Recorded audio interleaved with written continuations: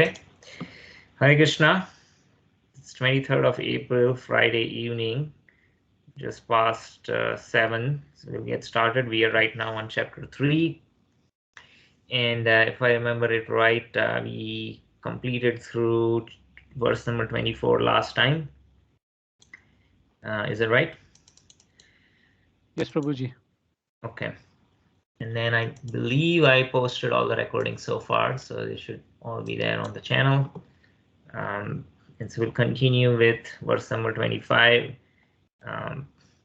In the conversation in 3rd chapter, Krishna has introduced the concept of yajna, in which he elaborates and gives more context on what it means to act without fruitive motivation. What it means is that ultimately we have to serve Vishnu, right? And we want to offer the results of our work as sacrifice, as yajna, for satisfaction of Vishnu. And to that regard, we should work without fruitive motives, right? And just like when we offer bhoga to Krishna, if we are preparing with the mentality that, hey, I want to enjoy this, I want to prepare what I like as opposed to what Krishna likes. And then once we prepare, we think, oh, how nice this would be for me to have. Then that food is not worthy of offering. Just like in the temple, we always cover the plate in which Krishna's bhoga is served, so that no one glances it with an enjoying propensity. Similarly, work, ideally, if you want to offer the results of our work to the Lord, they should also not be glanced over with a fruitive or enjoying mentality. And so that's the highest ideal state. Of course, one cannot directly reach that level artificially, but when one acts according to one's nature, one is propelled to act. Eventually there might be a fruitive motive, but due to law of diminishing return, when that enjoying propensity goes away, along with it the motivation to work also goes away. But if one is engaged according to one's nature, then one will continue to act, and that work is best suitable to be offered to the Lord, the results of that work. And in that regard, then Krishna, after explaining the cycle of yajna, the Lord provides us with a lot of different necessities for life, but then we offer it back to Krishna for his enjoyment, and we take the remnants. And in this way, the cycle of yajna continues, and all the necessities are provided. And Krishna then elaborates what we discussed last time, starting verses 19 or 20. He says, well, I don't have any duties to perform, right? I'm the proprietor of everything, yet I work, because if I do not work, what will happen is that common men, they follow the examples of the leader. And if the leader is not properly situated, then people will also not act properly, right? And then this will bring about the ruination of the society. Then he gives the example of kings like Janak. They achieved perfection. Janak is the father of Mother Sita. He achieved perfection simply by execution of his prescribed duties. And by his own example, he was setting up, he was educating people. So in this way, Krishna is elaborating in different ways why one should act and perform one's prescribed duties without any material motivation. Right? Just like a self-realized person has no purpose to fulfill in discharge of prescribed duty, yet that person works. He's not dependent on anything. He's not expecting anything in return. So in this way, he says, see, if I fail to encourage or engage in carefully performing prescribed duties, certainly all men will follow my path. In this way, I will become the cause of creating unwanted population. Here's an important point we discussed last time. The unwanted population is Varna Sankara. So Arjuna also wanted to avoid Varna Sankara. He says, I don't want to fight, because when, after the war, all the men will die, women will be unprotected, they would be exploited by unscrupulous men. There would be unwanted progeny. And because there won't be any father to raise them in family culture, they would have mixed culture, Varna Sankara. So Arjuna's idea was, I will protect the society from becoming Varna Sankara by not doing my prescribed duties. Krishna is saying the exact opposite, right? He's saying, no, if I do not do my prescribed duties, then I will be the cause of unwanted populations, right? So it's the same problem, completely drastically different approaches. And then to this regard, I gave the example that how do you protect dharma? Well, dharma is not, something physical. You cannot put it in a safe. And so dharma is protected not also when it is written in books, which are, placed in libraries. Dharma is protected when dharma resides in the practitioner. The one who is practicing dharma is giving a residence to dharma in one's practice, and in that way the dharma is protected. And there is a symbiosis relationship, a symbiotic relationship. By giving residence to dharma and protecting it, the dharma in turn protects us, right? It protects us from falling down, protects us from getting degraded. And so there is this famous verse, which is also a tagline or motto for the police services in India, right? So what is it? There, I think it is, I could be wrong, but I believe it has something to do with this. But dharma eva hato hanti dharmo rakshati rakshitaha tasmat dharmana hantabhyo mana dharmo hato vadit. So those who protect dharma are in turn protected by dharma. Those who do not protect dharma are destroyed. So do not destroy dharma, and in this way do not let yourself destroyed. So that is this is a summary of a discussion so far. As we continue with verse number 25.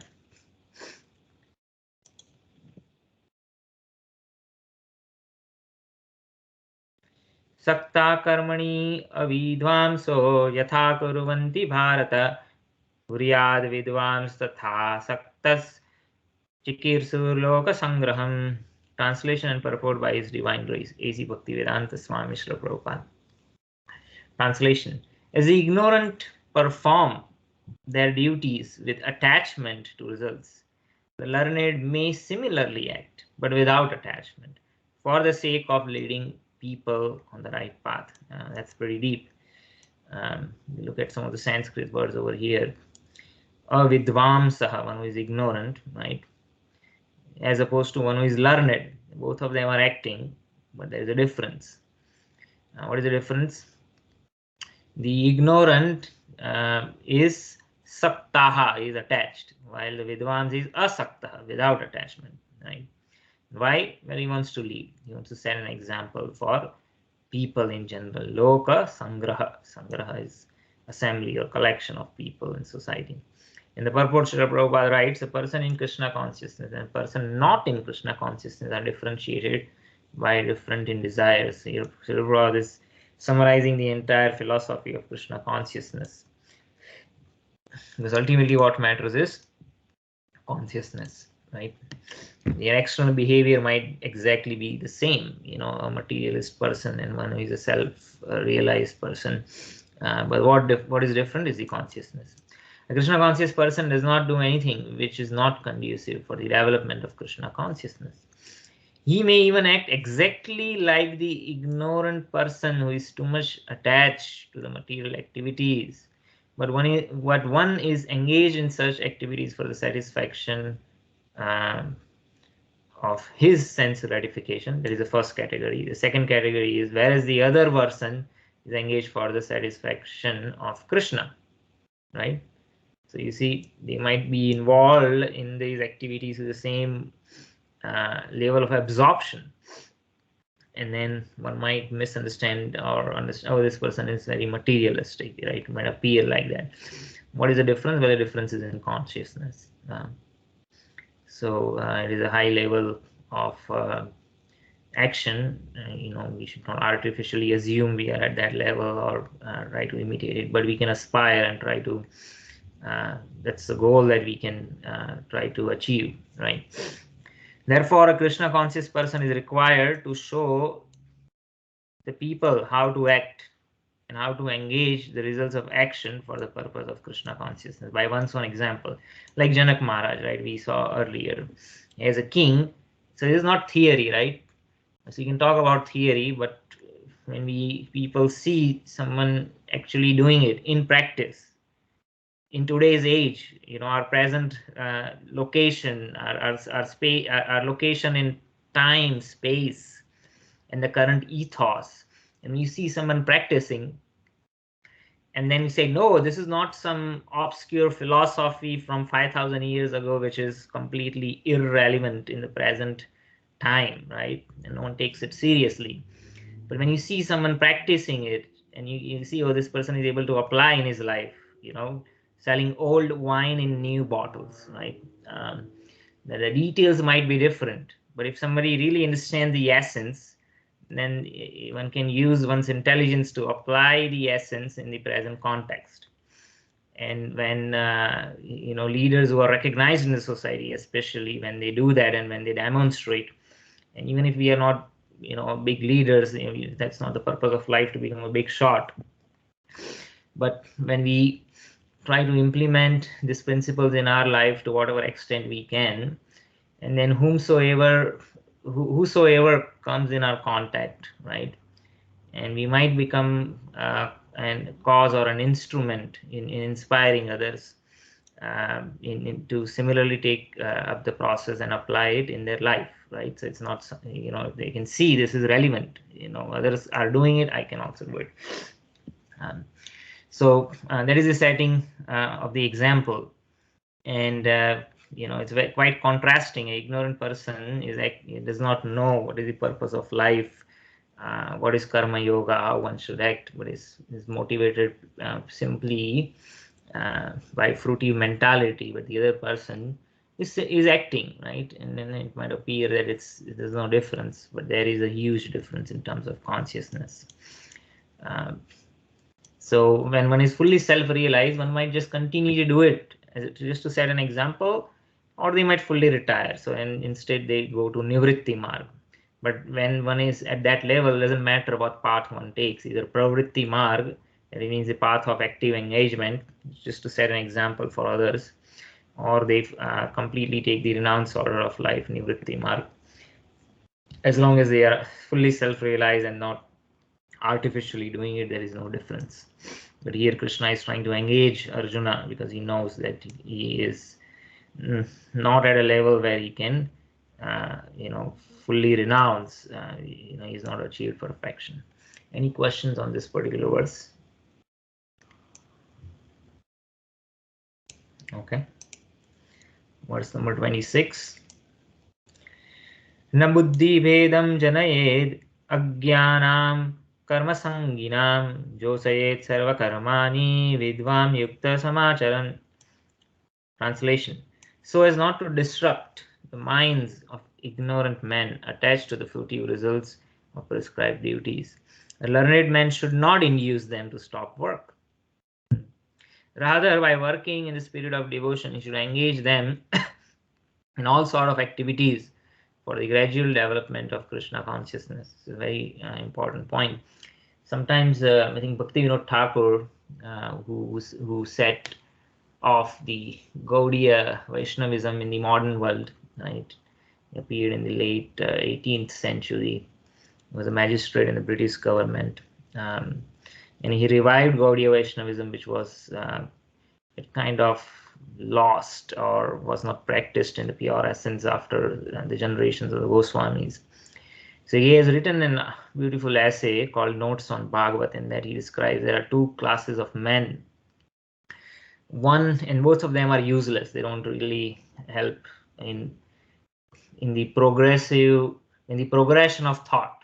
So the time changes, the era changes, and to be able to apply the essence of the scriptures in the present context, requires some intelligence. So first one is a useless gatherer of the fact. Okay, Maulik is saying he's in the lobby. But I don't see him. Let me give him a message. Can you try again? So the link, what was the link? All of you clicked on the shortcut link to get in?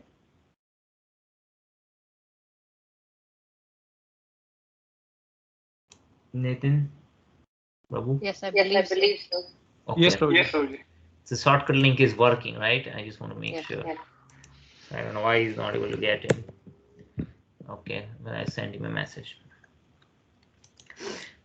Yeah, so Bhaktivinoda Thakur says that, well, there are two kinds of people, right? One is useless gatherer of facts. That means they will be able to quote the scriptures, but they don't really understand why the injunction is there. What is the essence of it? They don't know. They know the letter of the law, but not the spirit of the law, and so they really don't contribute to anything. They just appear dogmatic because then they don't know how to apply in the current context. The others are basically, they say that, oh, the society has deviated because of dogmatic or short-sighted vision. Could be maybe of the spiritual or the religious institutions, and maybe mostly they are discouraged by the first set of categories, which is first category of people, which is the useless gatherer of facts, right? And they say, because of the dogma, the society has gone in the wrong direction, so let's start all over again, right? Let's just stop everything and start all over again. Let's reset. But that also does not help. Rather, what Thakur says is that it's a useless labor. Now you have to restart from square one. Rather, one who is intelligent will, if somebody is misdirected, well, whatever point place you are in the course of the race, he compares it to a race. You change the direction or the angle to go back to the goal, not that you go back to the starting line and start all over again. Wherever you are, you correct your angle or perspective and you keep marching forward. So similarly, the idea applies over here, that those who are learned, they should not induce them to stop work, or say, these people, they're all engaged in work because of fruit, driven by fruitive mentality. This is all wrong. This is no good at all. So I'm going to ask them to stop working. Don't work. Better not work, right? So that such attitude does not help. Rather, what a learned man does is that, well, whatever situation they are, let them remain in that place, and let's see how we can change their consciousness, right? In a matter of time, the consciousness can be changed. So rather, by working, instead of trying to stop them, you engage them, right? And correct their perspective, engage them in all sort of activities. Srila Prabhupada translates all sort of activities. Karma, what's the word? Karmani, sarva karmani, all kind of work. Again, all kind of work does not refer to vikarma or the work that is against the injunction of the scriptures. Rather, all work within the constraints of the prescribed duties according to one's nature. So one should understand that. Okay, purport. Vedescha sarve raham eva vedya. Krishna says that the purpose of all Vedas is to know me, right? That is the end of all Vedic rituals. All rituals, all performances of sacrifice, and everything that is put into the Vedas, including all direction for material activities, they are ultimately meant for understanding Krishna, who is the ultimate goal of life. So to the karma kandis, it is not obvious. When they follow the injunction, they say, oh, this yagya, that yagya will give me, such and such benefits in return, right? Janma, Aishwarya, Shruta, Shribhir. But that's not the ultimate purpose, right? So anyway, if they are attached to that, let them be engaged. In due course of time, they could be guided to cultivate knowledge. But when they have that knowledge, they will understand, right, that who is the ultimate goal of life, that Krishna. But because the conditioned souls do not know anything beyond sense gratification, they study the Vedas to that end, meaning to the end of sense gratification. That's what they want to achieve. But through fruitive activities and sense gratification regulated by Vedic rituals, one is gradually elevated to Krishna consciousness, right? So that's why the Vedas, they specifically engage people according to the nature. He says, well, eventually they won't find any taste in enjoyment because of law of diminishing results. Therefore, a realized soul in Krishna consciousness should not disturb others in their activities or understanding. So we should not unnecessarily disturb, right? Rather, we should act by showing how the result of all work can be dedicated to the service of Krishna. The learned Krishna conscious person may act in such a way that the ignorant person working for sense gratification may learn how to act and how to behave. Although ignorant man is not to be disturbed in his activities, slightly developed, we don't have to be perfect, slightly developed Krishna conscious person may directly be engaged in the service of the Lord without waiting for other Vedic formulas. So here Prabhupada is saying, there are two categories of people. Completely ignorant, right? We have no idea.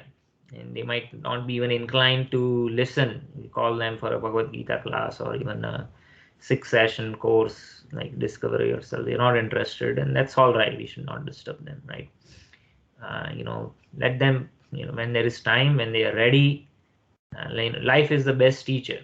When one is ready, they will. Of course, we can invite, but we should not force or disturb or irritate anyone. If they are ready, then they would be naturally inclined. On the other hand, people who already have some piety, who are already inclined to learn, you're a slightly developed Krishna conscious person, we can engage them in the service of the Lord, right?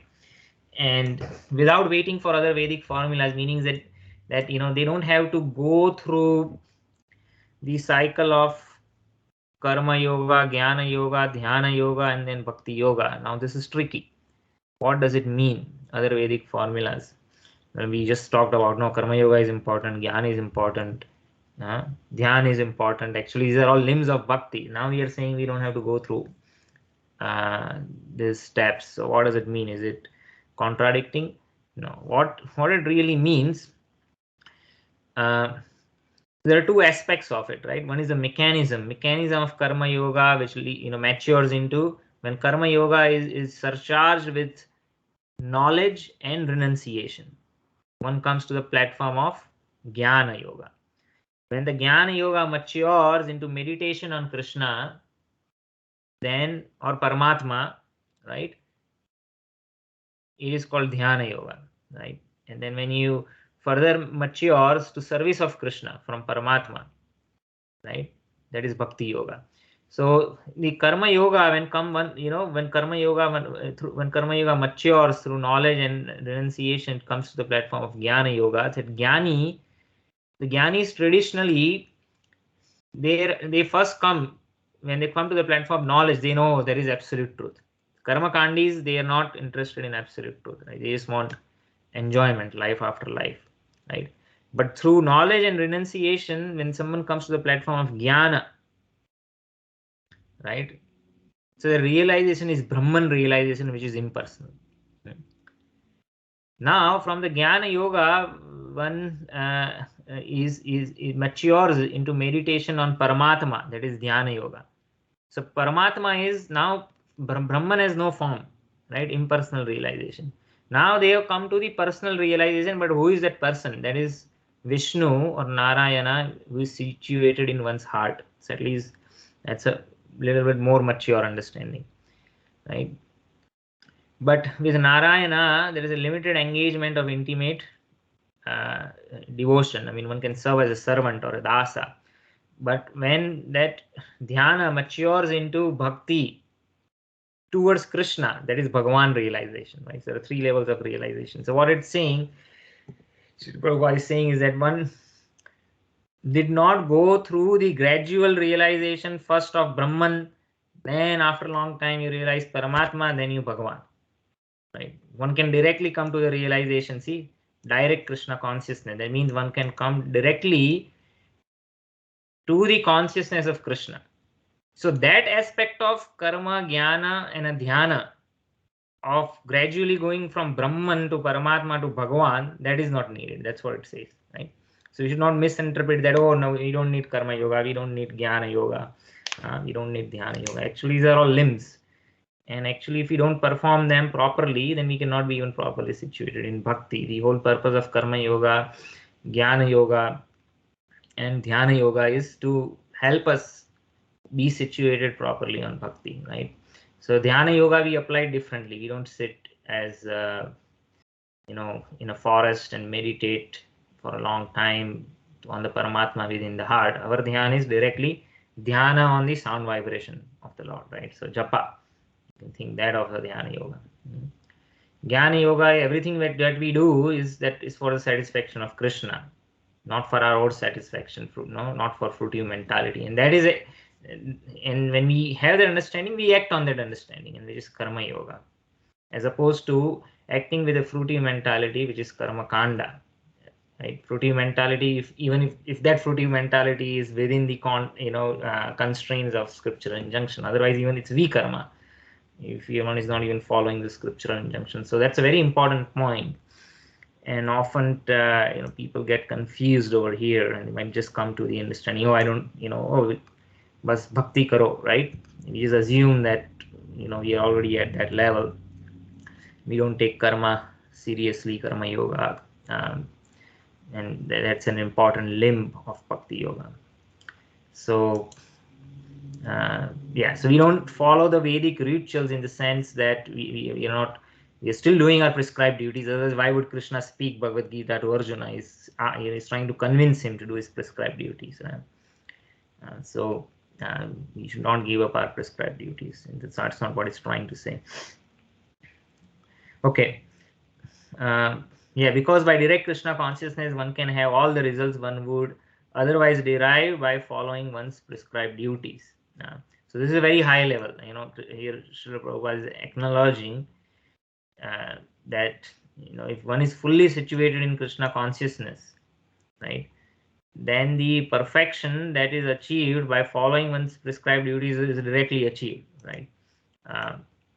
So if one is able to be at that level, then one can do pure bhakti. One did not even do karma yoga, jnana yoga, dhyana yoga. But the challenge is that you cannot directly jump to this level, right?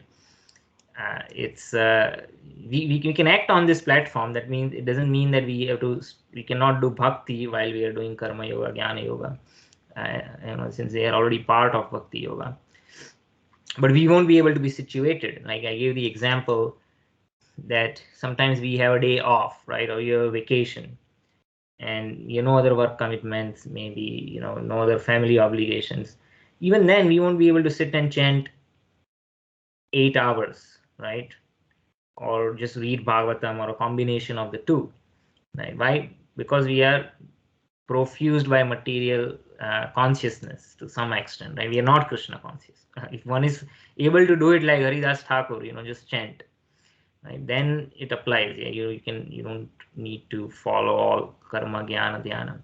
But since we are not at that level, in order to get to that level, by doing karma yoga and a jnana yoga, we'll cultivate knowledge and detachment, right? And only when we have knowledge and detachment, right, then we are detached from the propensity to be materially engaged, and then we can sit and chant all day, right? Their objective is by the time we retire, you should develop that taste. Not that the people who retire and they're like, it's a big shock for them, because all life they have been so surcharged with that consciousness, with that passion. It's difficult to give up that passion. So they would continue to participate or work as a consultant, or subscribe to magazines from their industry, write articles, or you follow what's going on, and so the mind is still full with that consciousness. It cannot be transformed to Krishna consciousness, right? So that is why, because all their life they worked in passion. But if we practice karma yoga, we learn to be engaged in the mode of goodness, not in the mode of passion. And if we learn how to be engaged in the mode of goodness without fruitive mentality, doing it as a sense of duty, then at the time of retirement, we will achieve that state where we are not materially surcharged, and then we can fully absorb our mind in Krishna consciousness. So that practice we have to train from right now, artificially, after retirement is, I don't want to take up Krishna consciousness right now, because what, after I retire, I will just like this, just switch, as if, you can flip a switch and immediately change one's mentality, but it's not possible. Okay. So I hope that makes sense. Anyone has any questions? Prabhuji, can you repeat that progression once again from karma yoga to? I was taking notes, but I couldn't write all that down. I'll do that. Okay, so while I do that, I don't know why Maulik is still having problems. Can I invite? What is it? Share invite. Copy meeting link. Let's paste this.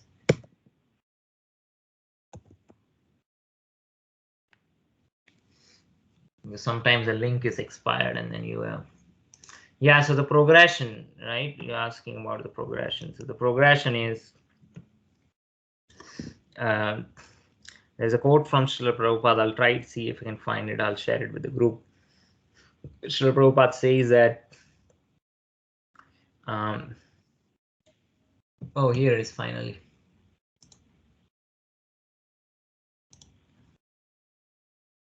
Oh, Maulik.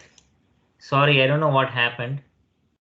I know you've been waiting since 7:08. I think a lot of time wasted for you. Only 7:23, still 20 minutes. Well, hope you fully can catch up on the recording.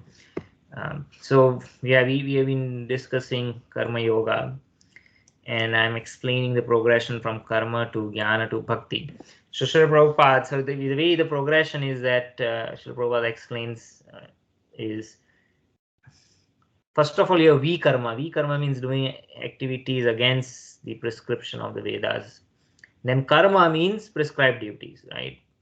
Which is according to one's nature. Now, initially, when is that karma, prescribed duties, most people, they are motivated by fruitive mentality.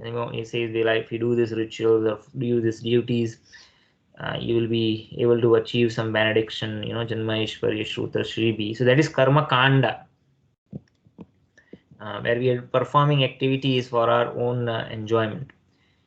From karma kanda, one can come to karma yoga, where still the desire is that one is, one wants to enjoy the fruits, and that desire hasn't gone away. But one cultivates the idea that, what, though I have desire to enjoy, let me offer the fruits of my results as a sacrifice. So that's the beginning of karma yoga. But one is not fully free from the fruitive mentality. They are still acting out of attachment, but they want to, they have some idea that I want to serve the Lord. And they don't have much idea about who the Lord is, or, they don't even know Krishna, Paramatma, or the absolute truth, but they have this idea that, it's good for my, I'll get some piety, some idea they have. They're mostly thinking maybe from a piety perspective. But when karma yoga is surcharged by knowledge and renunciation. How do you cultivate renunciation? If one is engaged according to one's nature, when the charm of the results goes away, one continues to act as a matter of duty, right? Without any fruitive motivation. So in this way, they will cultivate detachment. And from the scriptures and from self-realized person, they know that, oh, you are giving the results of your work for satisfaction of Vishnu, right? So that actually you didn't know that you were giving it for satisfaction of Vishnu, or that Vishnu is the ultimate enjoyer. You did not know that. You were just sentimentally giving it for Vishnu. But Vishnu is the ultimate enjoyer. We are not the enjoyer. So now they cultivate knowledge. So when they cultivate that renunciation and knowledge, then they come to the platform of Jnana Yoga. Right? So what has changed? It doesn't mean that they stop doing their work. They are doing that work, and they continue to offer the results as they were offering earlier. But earlier they did not know why they are offering, to whom they are offering, what is the purpose. When they know, then that karma yoga becomes jnana yoga. And so now they know that, oh, by doing this, I will be liberated from the bonds of good karma and bad karma. Earlier they did not know. They thought, oh, I'll get some piety, right? I'll get some punya. So let me offer. right? Same fruitive mentality. In karma kanda, what is the fruitive mentality? I will get janma ishwari, I'll get material benefits, this benefit, specific benefits. Now they are thinking I will get some piety, some pious credit. So at a jnana yoga, they have the first realization of absolute truth, which is Brahman. They mean, so there is an absolute truth. I don't know who it is. Does it have a form or not? I have no idea. Maybe it does not have any form. That is Brahman, impersonal realization. So Jnana Yoga brings one to the platform of Brahman realization. Karma Yoga, even that is not there.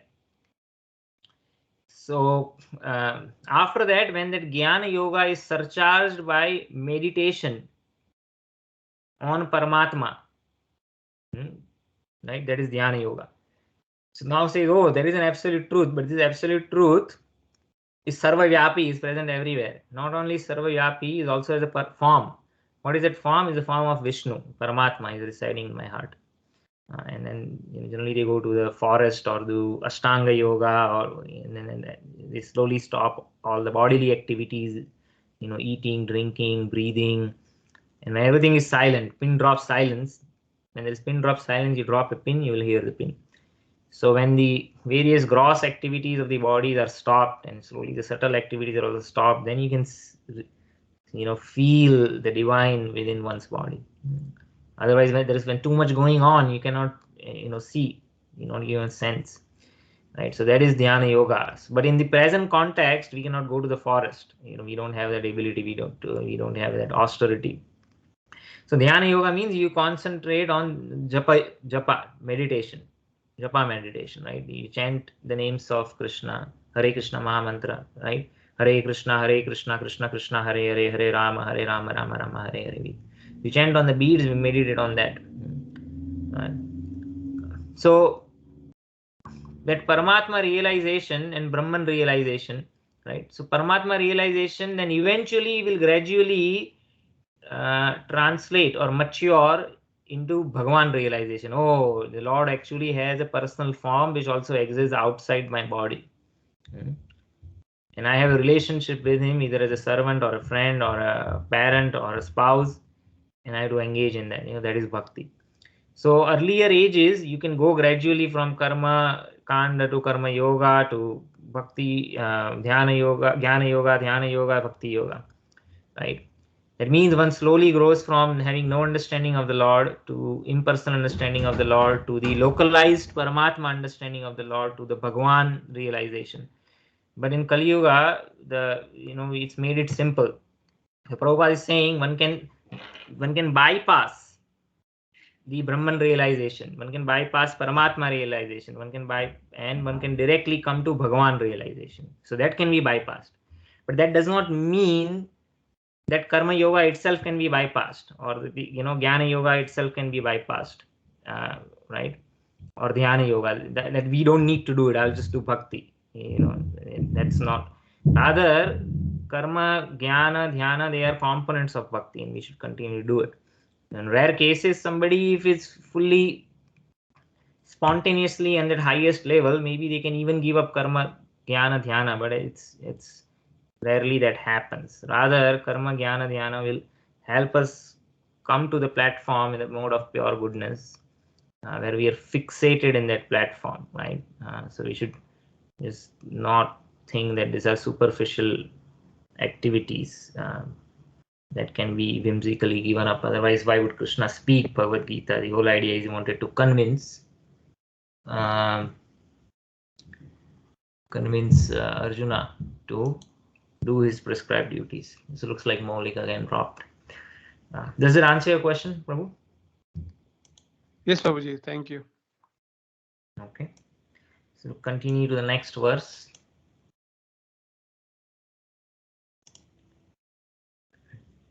Verse number 27. Very important. Wow. Okay. This is also one of the verses where it's pretty deep, but it's difficult to understand. So we'll spend some time over here, no rush. Prakriti kriyamanani gunai karmani sarvasah ahankara vimudatma kartaham iti manyate. You can try to memorize if possible. It's one of the important verses. Translation. The spirit soul, bewildered by the influence of the false ego, thinks himself the doer of activities that are in actuality carried out by the three modes of material nature. And a lot of people have a very hard time understanding this.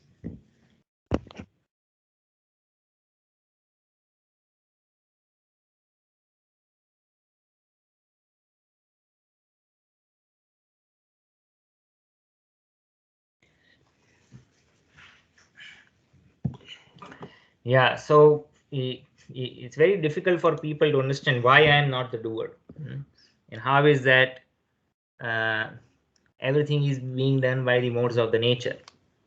So does it mean everything is done by the modes of the nature? Then why do I get karma, right? If I am not the doer, everything is being done by the modes, then I should not get any karma either. So people have a lot of questions on this. First of all, they don't even understand.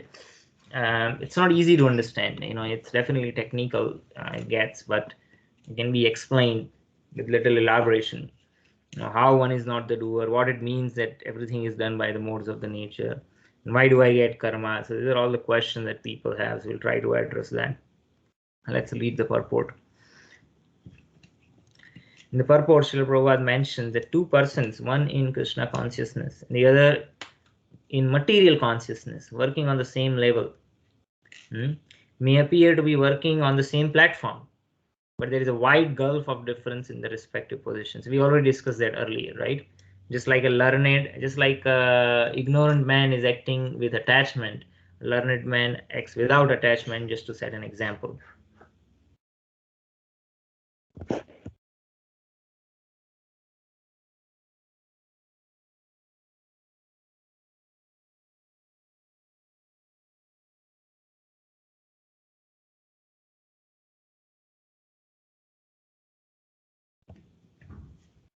So here the same idea is repeated again.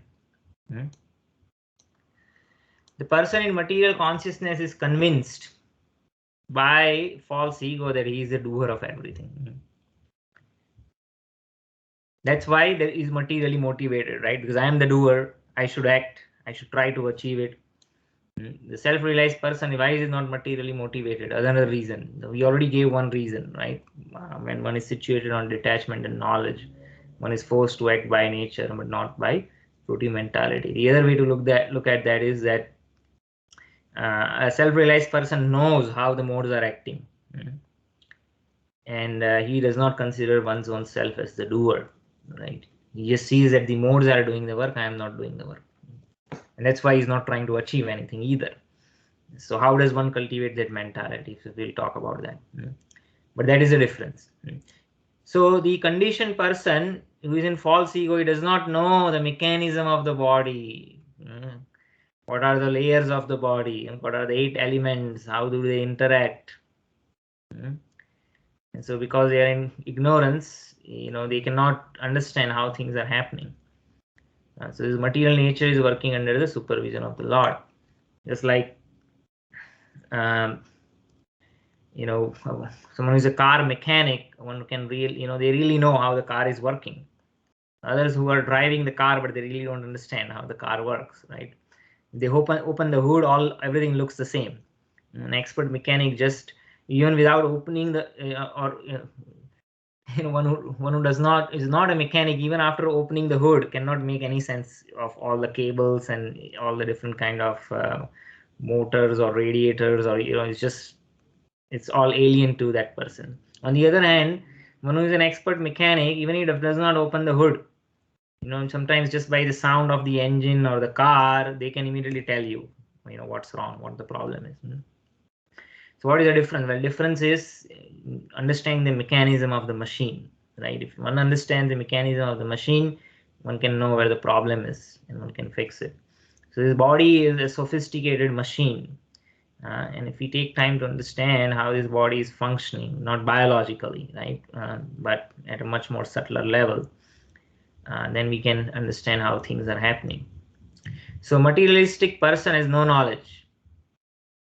that ultimately he is under the control of Krishna. The person in the false ego takes all the credit. He says, I am the doer. You see, by my own effort. I am a self-made man, right? What do they say in America? The what is it? The rugged individual, right? Self-made person. So we like to take the credit. Uh, uh, we like to take the credit for doing everything independently. So such people, they do not know, right? So this is actually ignorance, nescience. He does not know that this gross and subtle body is actually the creation of the material order under the order of the Supreme Personality of Godhead. And as such, bodily and mental activities should be engaged in the service of Krishna, in Krishna consciousness. And because they don't know what is this body, who created this body, why was the body created, how it was created, right? That there is a creator. Right? So they think I am the proprietor. But one who knows everything, or who is the proprietor of the body, who created it, why the body was created, and then they are engaged in the service of the creator. So ignorant man forgets that the Supreme Personality of Godhead is also known as Rishikesha, or one who is the master of the senses of the material body. Because why? For due to his long misuse of senses in sense gratification. Because the person is engaged in sense enjoyment for such a long time. The consciousness is now fixed in bodily consciousness, and they don't know anything. That's why they don't know who is the master of the senses. They are engaged in sense enjoyment, they are engaging the senses in sense enjoyment, but they don't know who is the creator of the senses, who is the master of the senses. The Krishna, one of his name is Rishikesha, which literally means the master of the senses. So because they don't know anything about Rishikesha, they are deluded. He's factually bewildered, right? Deluded by false ego, which makes him forget his eternal relationship with Krishna. So Srila Prabhupada is just providing the essence over here. What is the difference between an ignorant man and a self-realized man? Ignorant man does not know the subtleties of gross body, subtle body, mind, intelligence, ego, how it works, why it works the way it works, who made it in this way, why it was made, what is the purpose. And so they are completely trapped or enamored, right? Just like, people, those who know how the advertising psychology works, right? And when they're bombarded with different advertisements, there are different kind of levels. Sometimes these advertisements are very subtle, like content marketing. They're not directly try to sell you something. They will say, oh, people have this kind of problems, they want to solve this problem. They'll write a blog, oh, if you have this problem, or these are the steps you should do to investigate, these are the steps you do to fix. And by the way, while you're trying to solve this problem in this way, maybe we have seen that this thing works the best, right? And they might ask an influencer to write an article. So very subtly they are selling, right? Then there are different forms of advertising. Then what is the other form of advertising? What they call subliminal advertising.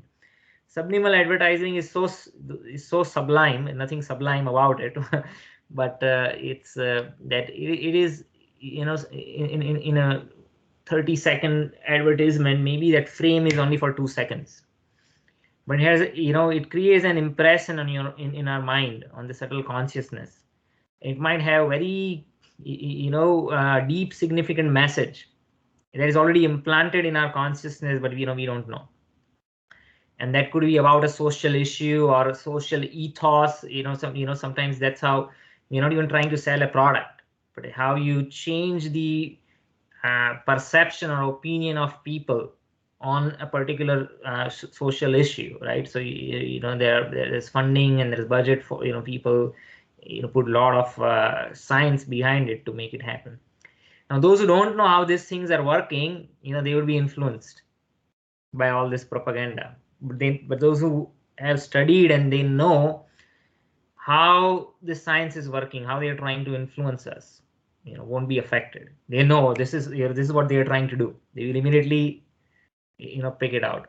So same thing happens when a person is ignorant and does not know the how many layers of the subtle body are there, how they are interacting, and how the Maya is working, how the illusory potency of the Lord is working. They are just completely, they don't even know that they are getting affected by it, right? Or how things are working. They think, oh, I'm fine, and I'm in charge, and I know what I'm doing. Yeah, but they are completely in the illusion.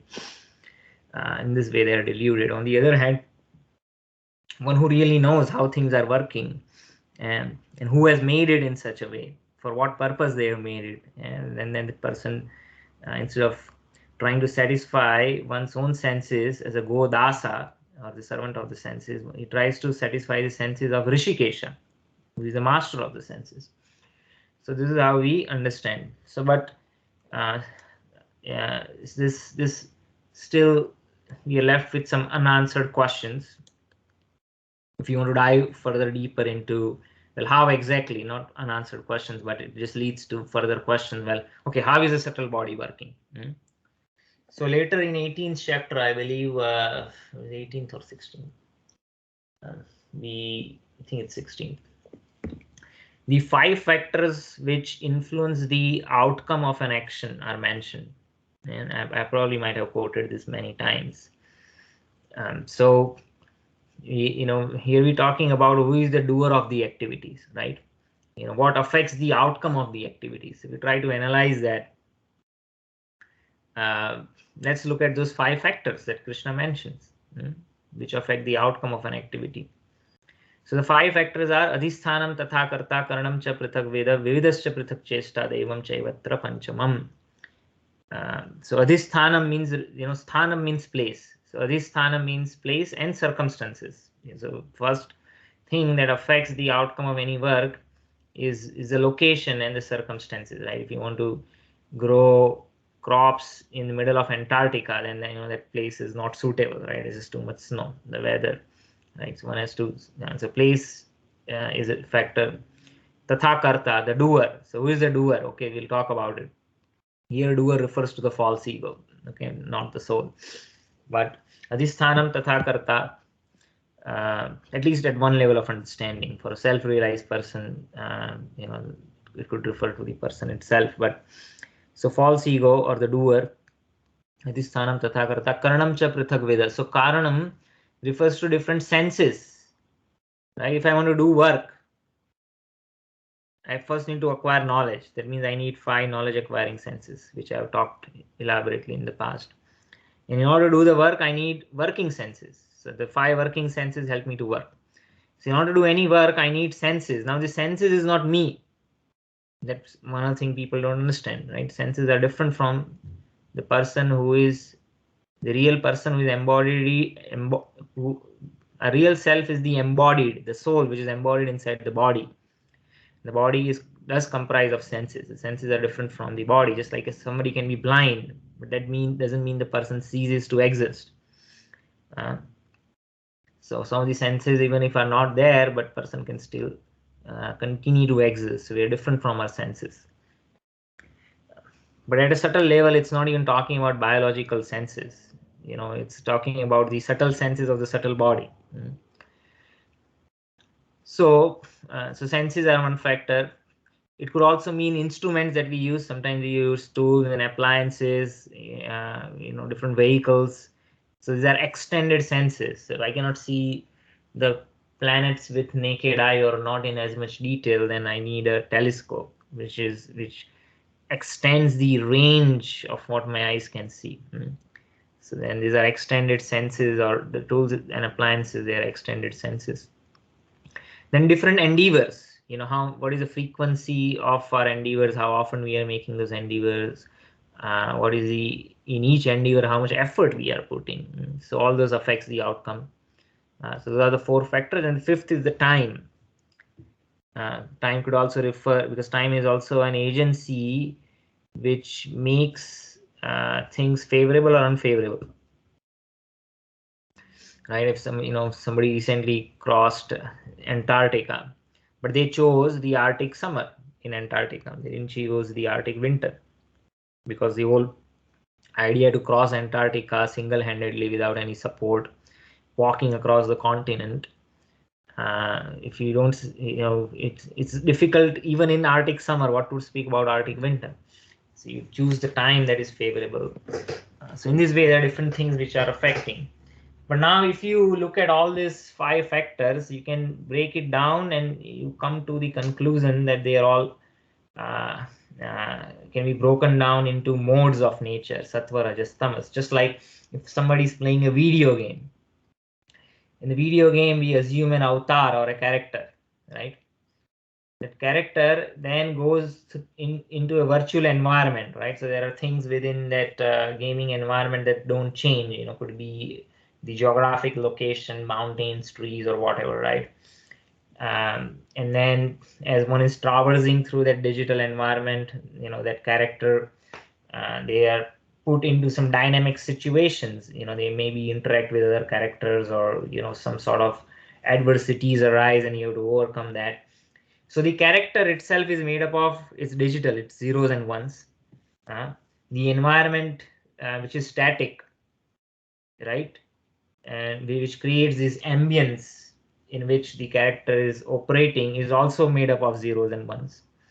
The dynamic adversities or favorable situation which arises in due course of time as one is advancing through different stages while playing that video game is also made up of zeros and ones. Though it might appear all these different components, but they are all in a digital world, they are all made up of zeros and ones. So just like the digital world is binary, Krishna's creation is ternary.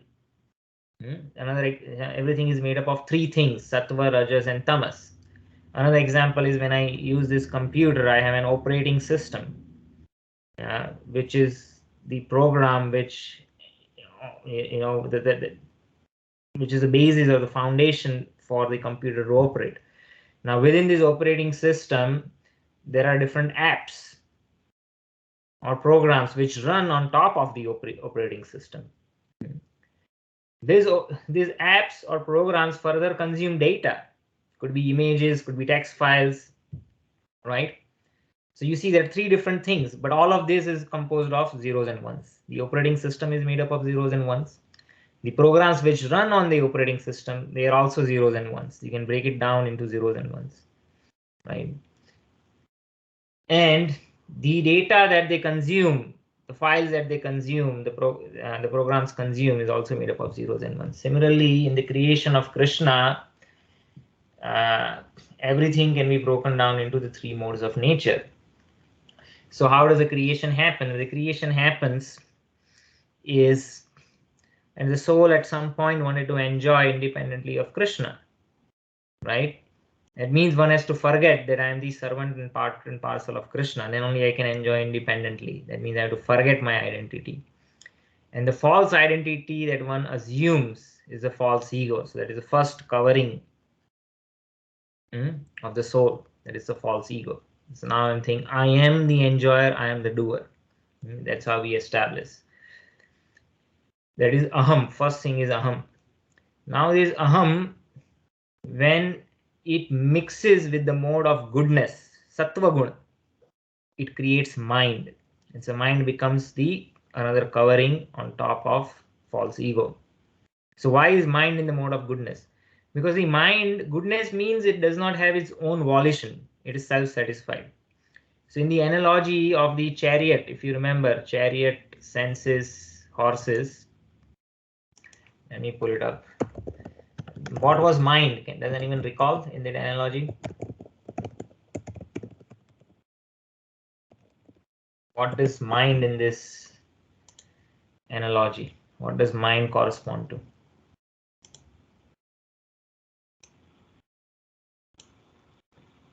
Anyone?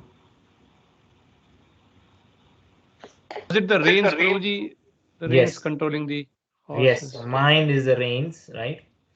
So mind is, what is the reins? Reins, they don't have their own volition. If the horses are more powerful, they will pull them. If the driver is more powerful, it will go this direction. Horse is more powerful, it will go directions. It doesn't have any volition. So So people in goodness, they're not trying to change things. They are just situated where they are. So mind is a mode of goodness. So mind is primarily made up of goodness. Now, when the false ego combines with the mode of passion, it creates intelligence, because intelligence is in the mode of passion. Okay, how is that? Anyone? Because see, the driver is trying to control the horses, is trying to change the situation, and whenever anyone wants to change something, that is in the mode of passion. So then intelligence becomes the another covering. So then intelligence is mode of passion. Then when the ego combines with the mode of ignorance, tama, it creates chitta, which is contaminated consciousness, or the propensity to enjoy is specifically developed, because aham is just an identity, right? It's not consciousness in the sense that it's not a developed consciousness to achieve something, right? It just says, okay, I am separate from Krishna and I need to, that is my existence. Now that existence has to imply something, right? What does that have to imply? Well, it has to imply that, I want to enjoy. Okay, then that is contaminated consciousness. So that contaminated consciousness is called chitta, that is in mode of ignorance, that develops from ego mixing with ignorance. Okay. Now, as soon as you say I want to enjoy, then I have my choice. I want to discriminate. Ability to discriminate should be there, right? We have preferences. What kind of, if you want to eat something, taste. I like this, I do not like this. Smell, I like this kind of fragrance, I don't like this kind of fragrance. Touch, I like this kind of texture or this level of softness. So that discrimination ability should be there. That's why we need intelligence, right? So intelligence becomes another instrument. Then as soon as we say I want to discriminate something, that means, because the discrimination has to act upon something, right? What is it that it's going to act upon? That means it has to have some values or attributes. That means taste, right? And what is taste? Taste is just a concept. That means the concept should reside somewhere. That means I need a place where it can reside. That is the mind. Mind is a reservoir of concepts, right? So all these three things need to are developed simultaneously. Because first the enjoying propensity has, there is chitta. Now, as soon as the enjoying propensity is there, I have to discriminate what I want to enjoy, what I don't want to enjoy. So the ability to discriminate is provided by intelligence in the mode of passion. And then when you say I want to discriminate, that means that discrimination has to act upon those values, right? Taste, different kinds of taste. So those ideas need to reside. This is the mind. So the contaminated consciousness is what, that further expands into the 5 elements: earth, water, air, fire, air, and ether. Because those are the objects. Now that I want to enjoy, then what is it that I want to enjoy, right? That has to be manifest. And so the contaminated consciousness then expands into, right, which is in the mode of ignorance. It expands into earth, water, fire, air, and ether. And there is a progression of how it expands. We won't go into that detail today. Similarly, when the mind says I want to enjoy different kind of tastes or different kind of visions or different kind of smells, so whatever is contained by earth, water, air, fire, and ether, the corresponding values or attributes are further expanded from the mind in the mode of goodness. Maybe if I put a diagram, it would make sense. I'll try to present it next time. So mind then expands into what? The corresponding, what are the corresponding attributes of earth, water, fire, air, ether? It is smell. Earth is smell.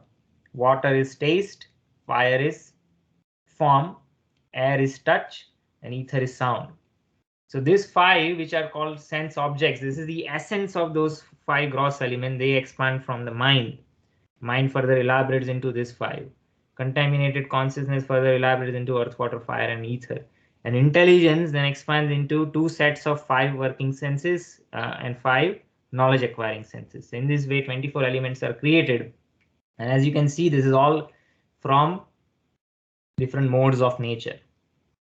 So in the 5 factors that we talked about, right, 5 factors, the senses was one. Now you see senses, they are all mostly surcharged with mode of passion. Of course, there are other combinations in it. So it's all, different combination of sattva, raja, tama. Then we talk about the doer, which is the false ego, right? The place, your geographic location has all this different kind of elements: earth, water, fire, air, ether, right? These are also made up from the modes of the nature. The endeavors that we do, our desires, what we want to achieve, contaminated consciousness, it's product of our mind, in which all this, the impressions reside, right? Which is also made up of modes of nature. So essentially, the point I'm trying to make is that one who really understands how things are happening, they come to the conclusion, which, as Krishna is saying, that everything is actually, carried out by the 3 modes of material nature. And because of the false ego, one thinks I'm the doer. Just like this person, if he identifies himself as the owner of the chariot, as the master of the driver, who has to act according to my desires, as the owner of the horses, is very much attached to this entire arrangement. And he thinks I am the doer, I am the cause of everything moving, right? So it's a false sense of proprietorship. But one who is properly situated, he knows that, I did not have anything. I was not the owner of this wealth. Maybe if I was born in a wealthy family, I inherited from my parents. Or if I worked hard and I got it, right? But how did I work hard? Well, somebody gave me the impressions that, oh, you have to work hard to be successful. Who gave you the knowledge or the training of the field in which you excelled? You got it from someone else, right? You're not born with this knowledge.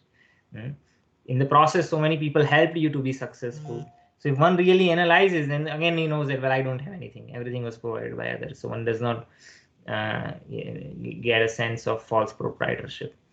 So in this way, one can so this one can come to conclusion even without knowing the scriptures, right? He says, that's why many successful people, they are humble, because even if they have not studied Bhagavad Gita, they know that, oh, I did when I was born, I did not have anything. Though I might have put some effort, I was helped along the way by so many people. And there are people who taught me that I should work hard, who gave me the ethics. So those who are really humble, they know that I'm not a self-made person. And they don't consider themselves to be the doer. So in these different ways, we can understand that we are not the doer of our activities. Does it make sense? Yes, Prabhuji. There was too much in this, but I think we'll have to come back to that at some point. Okay. Was it the part of how the whole idea of how everything gets created, like you said, maybe a diagram sometime might help. 24 elements? Yeah, I'll try to share. Actually, I might have some. Actually, I did draft. Somebody was asking me to provide this, and I had done this, and then I'd send the picture. I'm pretty sure I saved it somewhere.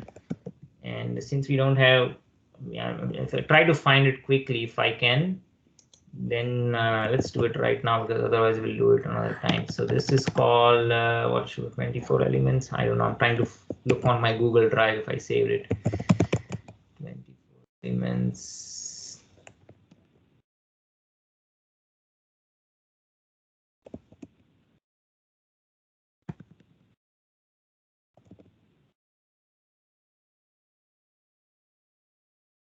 Yeah, I have to look it up. I'm sure I had saved it somewhere, but yeah, definitely picture would make more sense. And I had drawn this on a piece of paper. Let me. Uji, I had something stored somewhere. I just shared here. Somehow the chat is now working in this meeting. I don't know if it's the same thing that you were looking for. Let me see. I'm trying to load the image that you sent. Yeah, it's kind of similar to it. Maybe you can use this for this exercise. let's see. The way I drew this was, I had structured it differently, but the essence is captured over here, right? So this is the Mul unmanifested, they're calling Mul Prakriti. Bhagavatam says this is what they need, they use Pradhan. Mahatat, Pradhan, Mahatat. Yeah, Pradhan is in equilibrium, all the modes are in equilibrium. And then when it is disturbed, the modes actually they change their proportions. And then Aham, when it interacts with the modes, when it interacts in the mode of goodness, Satvik, mind is created. When it is interacts with Tamasic, right? Then they are saying this. Actually, the gross elements are created. They're saying Tanmatras they have considered as Tamasic. They're categorizing over here. But the Tanmatras are also concepts, right? So then concepts also reside in the mind. So you can look at it in that fashion also. But here they are actually consider them as a sense objects, and so that is in the mode of ignorance they are saying. But there is a corresponding. So let me see. There is a subtle difference. If you really want to say technically, the idea of sound, touch, form, and taste and smell, that is expansion of the mind. But the values, when you say sound, what do you say sound? Sound, values of sound could be pleasant, unpleasant, right? You can say classical song or this song, right? So though the values of the attribute, they are here in the ignorance. But the attribute itself is an expansion of the mind. Does it make sense? Just like there are, taste. There are 6 different kind of taste, right? Like you have what is it? Spicy, sour, pungent, salty, astringent, bitter, right? 6. So the taste itself, the idea of the taste or the attribute will fall over here, but the value that is assumed by the attribute, one of the 6 values, that is tanmatra, and that is captured in the bhuta of water. Taste is captured in water, you see, right? And then here they are saying, say, I don't know why they're calling it sattvic, but the senses, they are in the mode of passion, because they are, even if it is knowledge acquiring senses, they are doing discrimination. The act of discrimination is an action. An action is passion, right? So the way I had drawn it, I had shown that the you have the pradhan. When the pradhan interacts, the first is pradhan. When the modes are disturbed under the influence of time, it becomes prakriti, which is combination disturbed levels of goodness, passion, and ignorance. That's what I drew over here. And when that interacts with aham, there are three things create: goodness, mind, then intelligence is created here in a rajasic, right? And then you have the contaminated consciousness, chitta, which is what Bhagavatam calls it, in the mode of ignorance. So these 3 creations happen by interaction of aham. Oh, I'm okay. I am opened the image, but I'm not sharing over here, so people might not know. Let me download this. I've been talking all this while, but it's not in the screen. Where is this? Why cannot I download?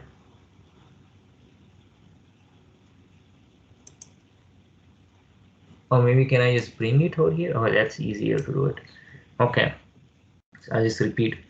So the way I had drawn this was, I had shown pradhan over here, in which goodness, passion, and ignorance are in equilibrium.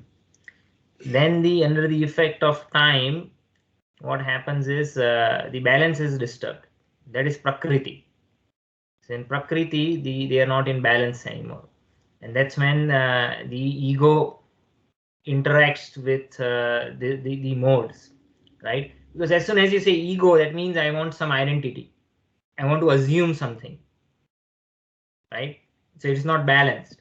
So when the ego assumes goodness, the mind is created here in sattva, goodness. So that's first split over here. When the ego assumes passion, right, it creates intelligence, which is in the mode of passion.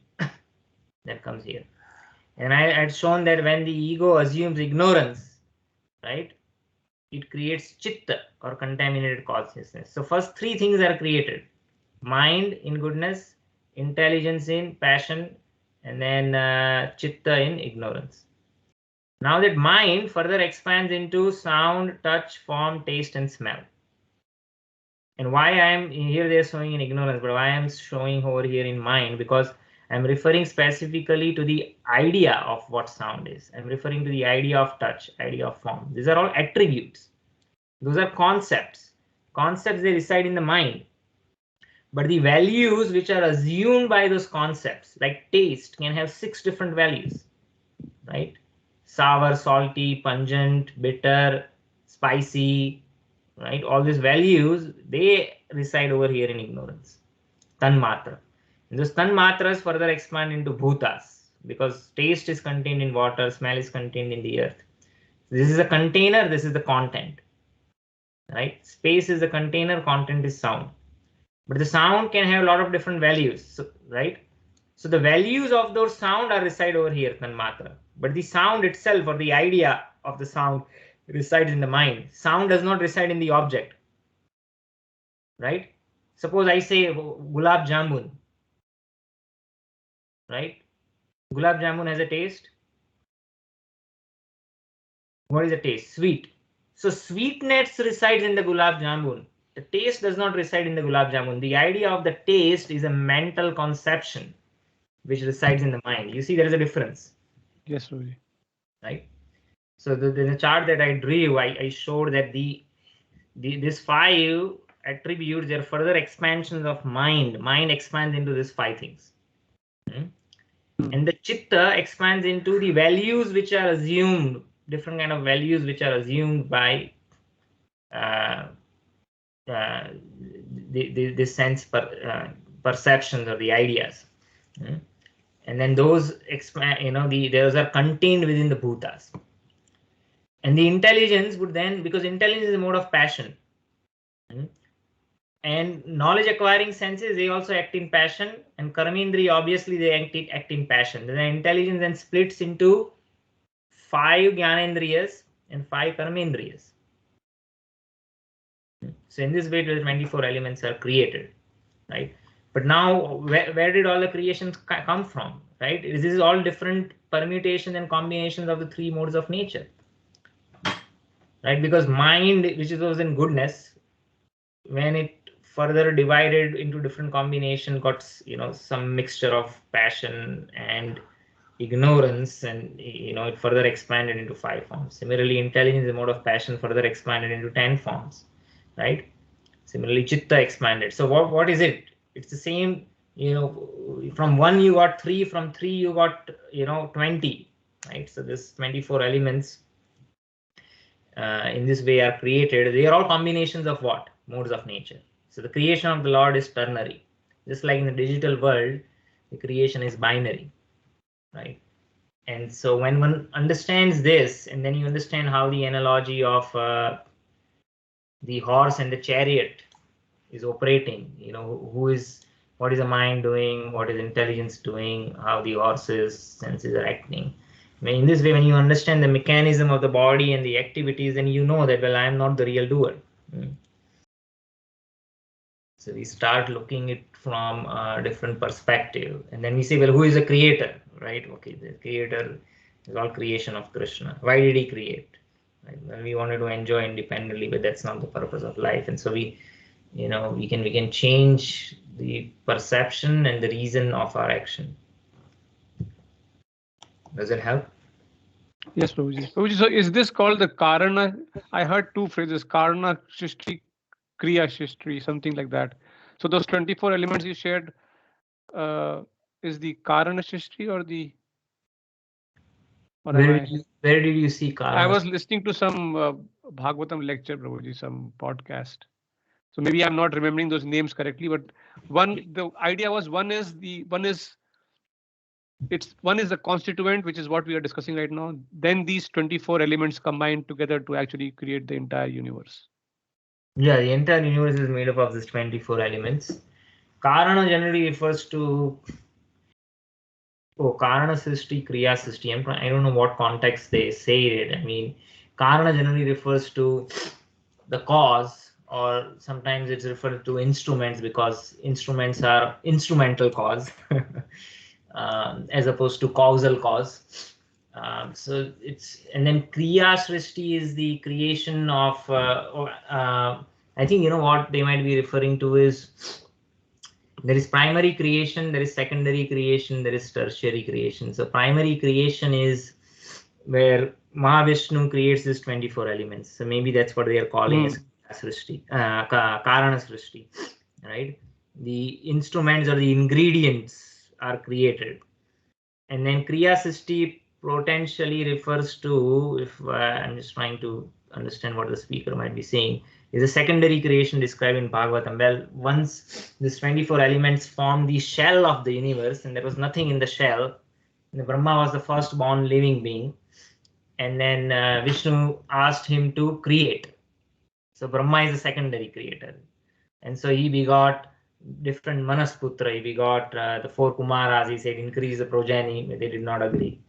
The Narada was born from him. Shiva was born from him, right? The Prajapatis were born from him. Daksha, who is the son of Brahma, and he asked Daksha to increase the population of the universe, different species. Daksha tried to beget children, 10,000 sons, but they became brahmacharis. He was frustrated.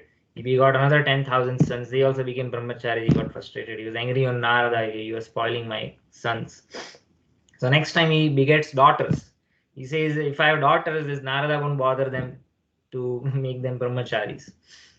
And from the daughters came all the species of the universe, in plants and reptiles and birds, and you know, so we're all so this is all secondary creation. And so maybe Kriya Srishti is where action is happening. Maybe that's what the speaker was talking about. Yeah. If I hear more, I can say. But yeah, I'll share the link that I was listening from on the WhatsApp group. Okay, Prabhu, I'll have a look. But I'll see if I can find an equivalent picture of. I'm sure I saved it. I had drawn this on the spot. Someone was requesting me, and then I took a picture. I sent them. And I generally, when I do that, I do make a copy of it. I'll have to just find it. I should have it, and I'll share it with the group. So. Okay, Prabhuji. So I think we're already about time. And then what was the last verse we did? We did 27. So we did 3 verses. That's all right. 25, 26, 27. So we'll continue next time. Thank you, everybody. Hare Krishna. Thank you, Hare Krishna. Hare Krishna, Prabhu. Thank you. Hare Krishna. Hare Krishna.